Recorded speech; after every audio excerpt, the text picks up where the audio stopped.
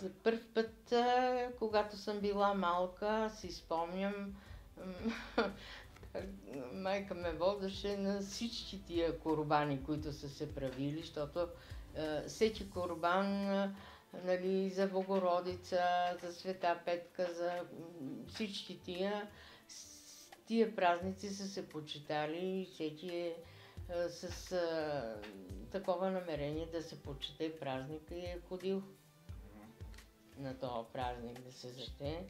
И това си спомням, че тогава не се ходеше на черквата, а се ходеше там, където беше самата каменна плоча кръста, под едно голямо дърво. Там имаше и камъни на места на тия кръстове, или на поляната под дървото, там се събираха жените.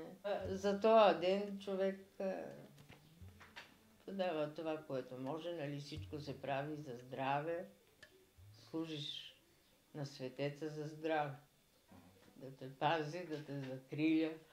И там си спомням татко и чичко на едно дърво метат големия котел, не казан, както сега, голям котел, и носеха чорбата, се изнасяше на рамо. Курбан чорбата. Слага се месото да се сварява, слага се лук, кромит в по-голямо количество, защото лука прави чорбата.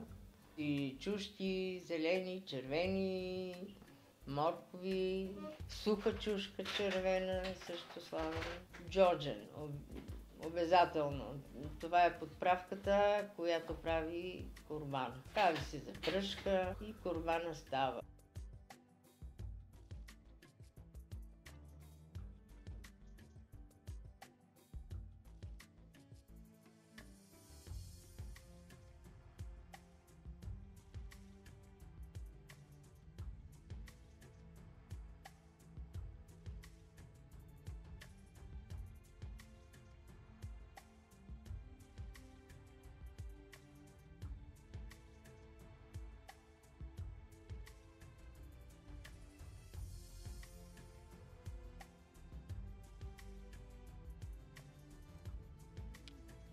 Благословен е нашия Бог, сега и винаги във вечни векове.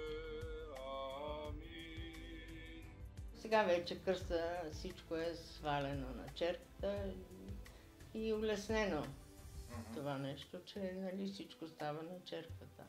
А па и така човек отиде, влезне в черквата, запали си свещичка и почти се жени.